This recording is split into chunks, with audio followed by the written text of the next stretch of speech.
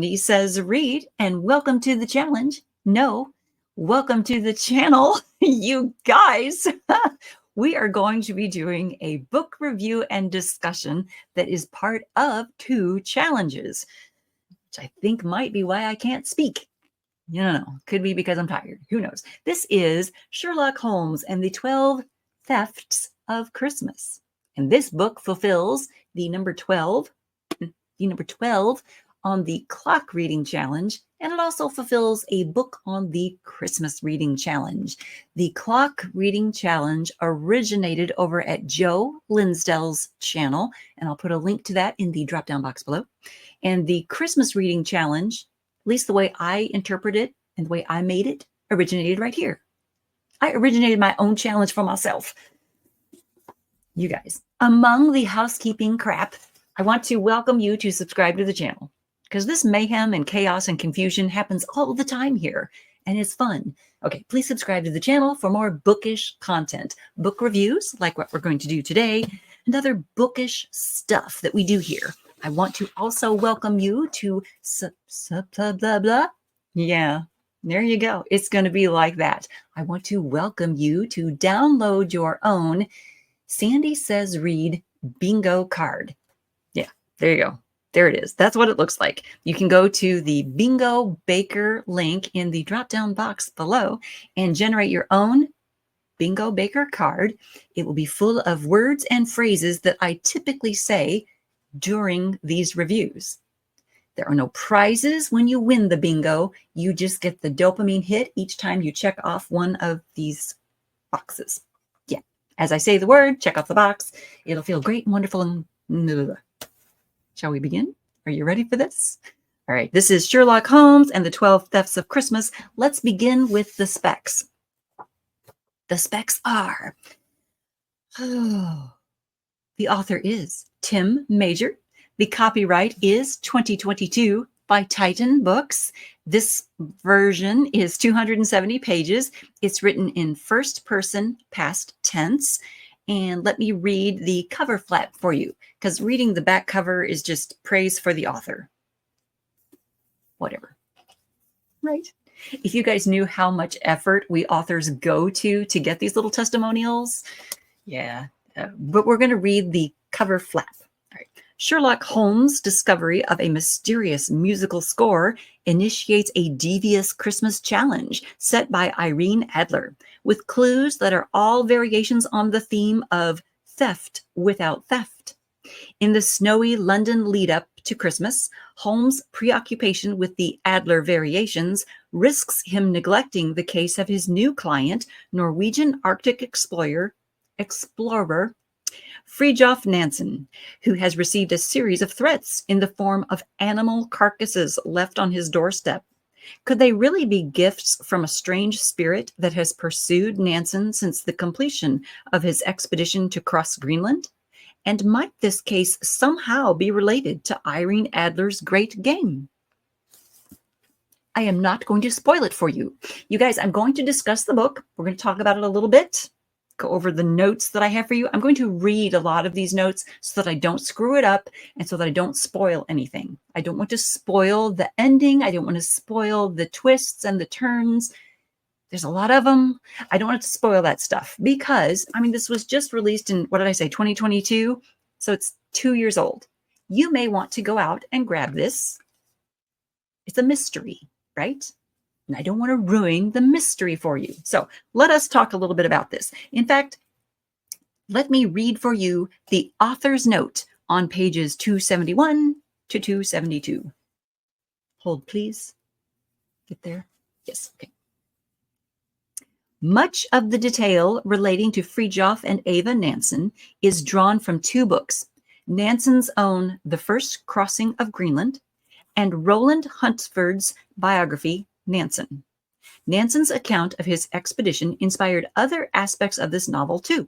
For instance, though I have no record of his spoken English, I've based his tendency to deploy the present tense on the writing style in his own book. Nansen did visit London, during which time he met the Prince of Wales and addressed the Royal Geographical Society, though this was in June 1889 rather than December 1890. However, as he became engaged to Ava Sars only in August 1889, she was not actually present during this visit. Some of the interactions of this husband and wife are also drawn directly from real life. For example, Ava Nansen in February 1892 wrote, "You remember always that I will be coming with you to the North Pole? Otherwise, it'll be all up with me." By the time Nansen and his new expedition team left Christiana on board the Fram on 24th June 1893, hang on guys, he and Ava had had a child, and she was forced to remain at home after all. While many aspects of the Greenland expedition described in this book reflect Nansen's own recollections, all of Nansen's expedition team members that feature in this novel are invented, though their number and some of their roles are consistent with the real team. Henrik and Lise Gelling are entirely fictitious. The Statue of Veritas is not based on any particular statue. There exist 5 painted versions of Hieronymus Bosch's The Conjurer and 1 engraving. But as far as I know, the British Museum has never exhibited any of them, though there are Bosch sketches of other scenes in its collection. The first performance at the Royal Theatre, at the Theatre Royal, is entirely invented, but the theater did put on a pantomime of Beauty and the Beast in 1890, and the details about Bella Bilton and the Viscount Dunlow are true. The characters of Edward and Emily Lily Langtry are fictitious, though their names are not. Lily Langtry was an actress popularly known by the stage name The Jersey Lily, who was involved in a series of scandals, including an affair with Prince Louis of Battenberg. Holmesian scholars have suggested that she may have been Sir Arthur Conan Doyle's inspiration for Irene Adler. Okay, so what Tim Major is explaining to us in these 2 pages is there are a lot of elements in this story that are drawn from real life. Okay, this Greenland expedition weighs heavily on the elements happening in this story. Let me give you the Sandy synopsis, and then we'll come back to these things. All right, the synopsis. This is told in Dr. Watson's point of view. We see Sherlock Holmes obsess over a married woman's annual puzzle competition while simultaneously treating others with narcissistic contempt, or what I would call typical Holmes arrogance. The client in this book is the couple, Fridtjof and Ava Nansen. They are only in the country for a presentation to raise money, so Holmes is on a deadline to solve the mystery of who or what is leaving gross messages on their doorsteps, plural. The side mysteries turn into pieces of Irene Adler's puzzles in ways that feel like a gotcha to the reader and make the suddenly appearing revelation in the client's case kind of feel cheap to me. Okay. What else do I say? I think, this isn't part of the synopsis. This is something extra. Okay. What we have happening is, Nansen, the couple, they have been receiving these, carcasses that we mentioned here. These carcasses are showing up on their doorstep ever since Nansen returned from his trip to Greenland. Okay. These things, Ava is like, okay, these are a message. These are a message telling you not to go on your next trip. These are a message saying, stop with these explorations. And Nansen is like, no, that can't be what this is. It's all good. It's all fine. So they decide they're going to employ Mr. Holmes. They're going to go to Sherlock Holmes and say, hey, can you figure this out for us? Tell us once and for all what's going on. And he's like, yeah, sure. I'll take on this case. Well, he's going to take on the case, but he is so distracted by this puzzle, this game that he's playing with Irene Adler. She's a married woman, okay? But he finds her so fascinating because she's very intelligent, because she's able to come up with this game that, each Christmas season, they play this game back and forth, and she's so intelligent about it, and she's able to stump him on so many things that he just finds her fascinating, right? And he's obsessed with her. He's obsessed with this game and with her, so much so that it looks like he's kind of like neglecting this case. He's neglecting the case he's taken on. Okay. Let's see. I think I would have respected the denouement in the Nansen case if we'd had fewer misdirections. There are a ton of misdirections taking place throughout the novel, as there should be. It's a mystery novel, right? There's a ton of red herrings. Most of these red herrings turn out to be pieces of the Irene Adler puzzle, the Adler variations that it talks about on this cover flap, right? Okay. Because this is a book and not a movie, we're not watching it on the screen. We don't have the benefit of seeing, like a shape hiding in the shadows in one of the scenes. We don't get the benefit of seeing the size of it or who might be hiding in a costume, right? We don't get that. We're just told there's a shape there. We're just told bits and pieces of the information. An awful lot is left to the imagination to come up with who that shape might have been, what that shape might have been, who might have been pretending to be a shape. Okay, yeah. Let's see. So I say, yeah, it did feel cheap. The ending, the climax, it did feel cheap when we learned who or what was delivering these messages. When we learned who or what is leaving these carcasses, it did feel like a gotcha to me. And I'm not going to tell you why. I can't tell you why, because then I give everything away. And I can't even tell you what led up to it, because not a lot led up to it. But it just felt cheap. I felt cheated. No, okay. Let's see. It felt like Sherlock Holmes in this story felt to me like Gregory House on the TV show House. All right. It felt like the season when Detective Tritter was trying to get House. That was like the overarching plot, right? The case, Nansen's case, that was the overarching plot, was Detective Tritter, right? Okay, track with me here. And then the I guess the elements of Irene Adler's little puzzle game were the case of the week that comes into House each week. I'm not explaining this very well. I think what I'm trying to say is there was this overarching plot, this overarching theme, as there should have been, the main case for Nansen, trying to figure out who's leaving messages on Nansen's doorstep. And then there were these little red herrings and these little puzzle pieces from Irene Adler that kept popping in there and causing little misdirections and little problems. And is this part of the case or is it not part of the case? And yeah,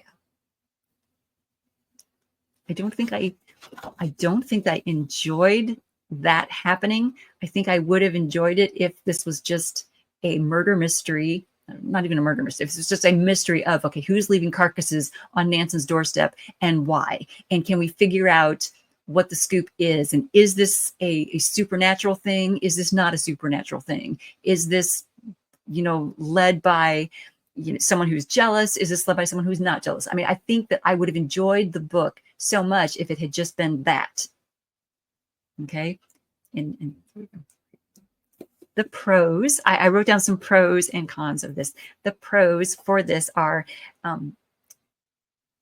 Sherlock Holmes and Dr. Watson are very kind to the housekeeper, Mrs. Hudson. I wrote they're kind to Mrs. Hudson. They're kind to Toby, the dog. There's a gentleman nearby who has a dog named Toby, and they borrow Toby to help them in tracking some stuff. I won't go too far into that. And Toby is quite he is food motivated. You give him a treat and he will help you do what you need him to do. Yeah. So I was pleased with the idea that they were kind to Mrs. Hudson and they were kind to Toby. They're very kind to Mary Watson. Okay. Both Holmes and of course, Dr. Watson is kind to his wife, of course, but I liked that they were kind to her. And even when she was able to, come up with a solution or come up with an idea that someone else hadn't thought of, they weren't jealous of the fact that she came up with the idea first. I can tell you what she came up with first. I mean, they weren't jealous of the fact that she found, a way into something before someone else found the way into something. They accepted that. Like, hey, great. Thank you, Mary. Okay. They were kind about that. And I also liked that Watson, even though we're in his point, we're seeing this from his point of view, he is willing to admit his failings. He's willing to showcase some of his faults. Let's look at that on page 207. This is an example, exactly what I'm talking about. Holmes is basically like praising the fact that Maria was helpful to them.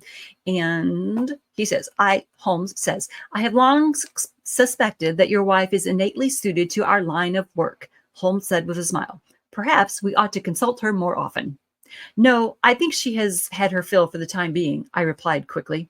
I was conscious that my cheeks were warm and no doubt had turned red, indicating my true feelings.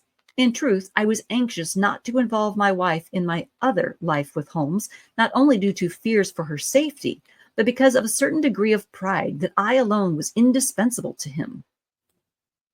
Okay, so he's acknowledging the fact that he has these feelings of these misgivings. Okay, he's acknowledging that fact, and he does overcome it. Okay, he admits it when he overcomes it. Okay, he does move along. Then we go to page 213, and I wrote in the margin, he complains a lot, because we have Watson speaking again. We're still in his point. The whole book is in his point of view. Okay, we're in his point of view, and he says, Holmes did not respond to my glum pronouncement and set to making his rounds of the 3 bedrooms. For my part, I removed a heap of blankets from an armchair and sank into it, as it was the least dust-covered surface I had yet found. I already had the beginnings of a cold after my tramping around on successive nights. Now I wondered if spending a great deal of time in this house might soon affect my lungs, and the idea of spending Christmas coughing and choking made my mood all the more dismal. He's just a whiner sometimes. Yeah, there you go. Okay, so that right there mentions, Christmas coming up, and he didn't want to spend Christmas coughing, right, and being sick. Christmas is an afterthought in the book. I mean, yes, Irene Adler is doing her little puzzles for Christmas. This is like a Christmas present exchange between her and Holmes, that they do this puzzle at Christmas time. You guys, they could do it for like winter solstice. They could have done it for Halloween. They could have done it for birthday. Okay, it didn't matter that it was Christmas. It didn't feel that it mattered that it was Christmas. Okay, the fact that it snowed, it could have snowed at any time of year. Okay, the fact that it was cold, it could have been cold at any time of year. Okay, it didn't. The Christmas portion of this just didn't ring through for me. It didn't feel like Christmas. Okay, we did have Mrs. Hudson throughout the book being the connection to Christmas. Thank goodness she was there, or I don't know how we would have pulled this off. It just didn't. No. Mrs. Hudson, though, decorates for Christmas, and that's where we have niceness of Christmas. Page 221. Let's go there together. On page 221, we have, I fancied I saw him holding his breath to avoid inhaling the sickly sweet aromas that came from both the dog and Mrs. Hudson's kitchen, within which Christmas concoctions seemed to be perpetually brewing. That little aside, that little mention of Christmas concoctions were perpetually brewing, those little hints are what we get of Christmas decorations, of Christmas this, of Christmas that, these little Christmas hints speckled throughout the book. But it's not an immersive Christmas experience. I mean, the 12 thefts of Christmas is just, Irene Adler has 12 puzzles, 12 pieces to a puzzle that she's put together for Holmes. There's 12 of them. Well, she could have had 12 of them for his birthday. It didn't feel like a Christmas story. It was just cold and wintry. And there you go. I'm not like denigrating it. That's fine. It didn't have to. It didn't have a Christmas tone. There was no Christmas tone in here. There was no feel of holly jolly. There were a couple of times when I thought they could have employed a little more. The author could have worked in a couple more Christmassy feelings. Like there were 2 plays that Holmes went to, or the team went to. One was Beauty and the Beast. What was the other? Prometheus. I wrote it down, didn't I? Yeah, here we go.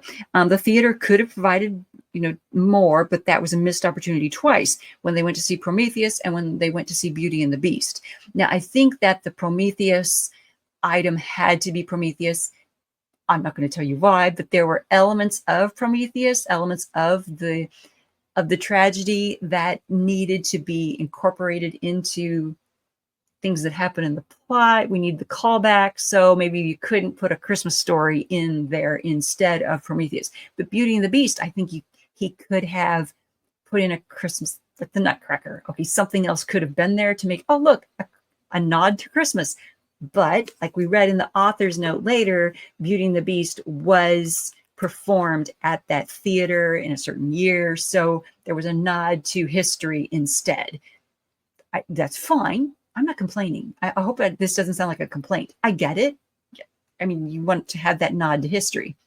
Makes total sense. I'm just thinking if you're trying to infuse Christmas into your 12 Thefts of Christmas, there were a couple other spots where Christmas could have been infused. And it would have been more Christmassy. You guys, I'm not going to give away what happened. I'm not going to tell you who or what was leaving carcasses on Nanson's doorstep. I'm not going to tell you why, because telling you why would give away some of the perpetrator as well. So I can recommend, if you like mysteries with a lot of misdirection, you don't need. If you like mysteries, then you might enjoy the 12 Thefts of Christmas, the Irene Adler thing. I know there are a lot of Holmesians out there who just love that Irene Adler connection. Go for it. She's in here all over the place. And her machinations in here are just everywhere. Okay. This could have been an Irene Adler story, and you didn't need the other case, but it's 2 in 1. It's like 2 in 1. Is that nice? Okay, now we need to rank this story on our Christmas cheer chart. So on the Christmas cheer chart of 2024, we need to put Sherlock Holmes and the 12 Thefts of Christmas somewhere on the chart. Now, if you're not familiar with the chart yet, I'll explain. We have 2 axes. The horizontal axis is our festiveness axis. This the festiveness can go from a dry fruitcake to a light display you can see from space. And our vertical axis is our reason for the season axis. You can go from a forgotten manger all the way to 5 stars of Bethlehem. Okay. You guys, there was not, well, there was no festiveness going on. There really wasn't any festiveness. I can't say that I saw much festiveness in this one. So we're definitely over here on this end of the axis of festiveness. And there was no reason for the season. There was no discussion of Christ, Christmas. No. So this one is definitely going to be over here in this quadrant. Okay. So we are definitely putting the Sherlock Holmes 12 Thefts of Christmas over here in this quadrant. I would put it down in here. Okay. Is that even showing up? There you go. We're going to put it down here in this quadrant, right down there. All right. Okay. You guys, thumbs up for charting mysteries, Christmas mysteries. We'll see you in the next one.